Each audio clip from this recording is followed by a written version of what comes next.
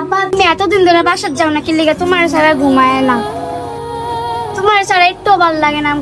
খাতা কলম নাই, ম্যাডামের প্রাইভেটের বেতন চাইতেছে, স্কুলের বেতন চাইতেছে, তুমি যাও না কি লিগে আমাকে বাসায় আসো, এখন আসো তুমি আমার বাসায়।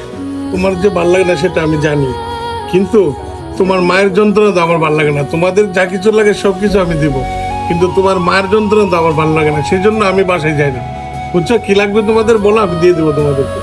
আমাকে খাতা কলম কিচ্ছু নাই গা, ম্যাডামের বেতন চাইতেছে, স্কুলের ম্যাডামের বেতন চাইতেছে। ম্যাডামে কইছে যে বেতন না দিলে বলে বার করে দিবে, টাকা দিত না স্কুলে। প্রাইভেটও কইতাছে যে বেতন না দিলে আর পড়াইতো না, 3 মাস ধরে বলে বেতন দেই না। ঠিক আছে, আমি সব দিয়ে দেবো, কিন্তু বাসায় যাইতে বলবো না। তোমার মার অশান্তি আমার ভালো লাগে না, ঠিক আছে? বুঝছো? বুঝছি। আব্বু তুমি এখনই বাসায় চলো, আম্মুর কথা শুনে কি তুমি চলে আসবা? তোমার ছাড়া একটু ভালো লাগে না, তোমার ছাড়া আমাকে ঘুম আসে না, তুমি আমাকে বাসায় চলে আসো আব্বু। আব্বু তুমি আমার বাসায় তাই পড়ো, তোমার ছাড়া এক ফোঁটা ভালো লাগে না, আয় পড়ো তুমি। মাই কি নাকি কইছে লিগে তুমি আয় পড়বা, তোমার ছাড়া ভালো লাগে না, তুমি আয় পড়ো।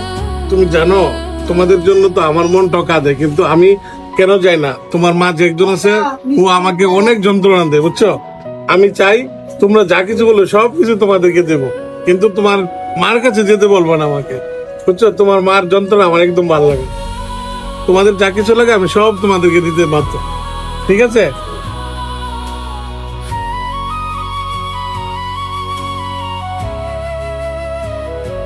জি বড় ভাই, কিসের জন্য রাখছেন বড় ভাই? আপনার জন্য জীবন দিলাম বড় ভাই, বলেন। হযরত আলী, তোমাকে একটা কাজ দায়িত্ব দিচ্ছি। এই যে আমার 2টা লক্ষ্মী মেয়ে, ওদেরকে নিয়ে সুন্দরভাবে বাসায় পৌঁছাই দিবা, আর বাসায় পৌঁছার পরে আমাকে আবার ফোন দিয়ে জানাবা, ঠিক আছে?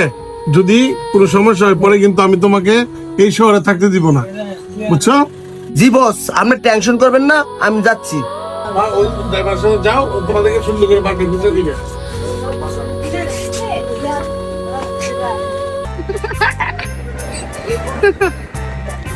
উই দেখো এটা না গাড়ি ব্লু কালার আর সাদা কালার দিতে তো বললাম।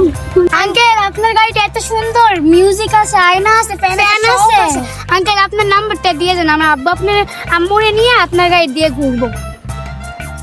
আঙ্কেল আপনার নাম্বারটা দিয়ে দেন, প্রত্যেক সময় আপনার এই গাড়ি দিয়ে আমরা ঘুরবো আমার আব্বু আম্মুকে নিয়ে।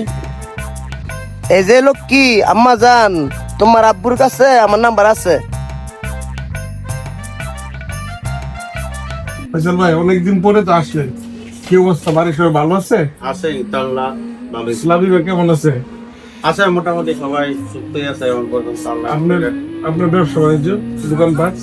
আছে মোটামুটি ভাই, ভালোই আছে আলহামদুলিল্লাহ, শরীরটা ভালো থাকুক এটাই কামনা করি, সবসময় যাতে সুস্থ থাকেন।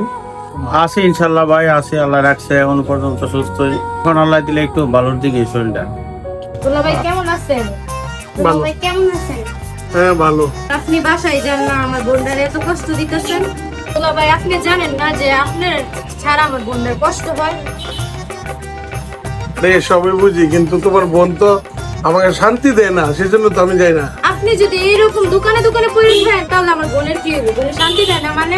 বাসায় তো আমি যাইতে চাই, বুঝছো? তোমার বোন আমাকে সারাক্ষণ যন্ত্রণা দেয়, সেই জন্য আমি বাসায় যেতে চাই না, বুঝছো?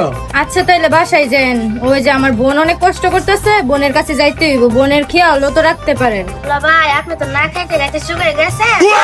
আহারে আমার দুলাভাইয়ের শরীরটা ভেঙে গেছে। আসেন দুলাভাই বাড়িতে যাই, আপু রান্না করে রাখছে আপনার জন্য।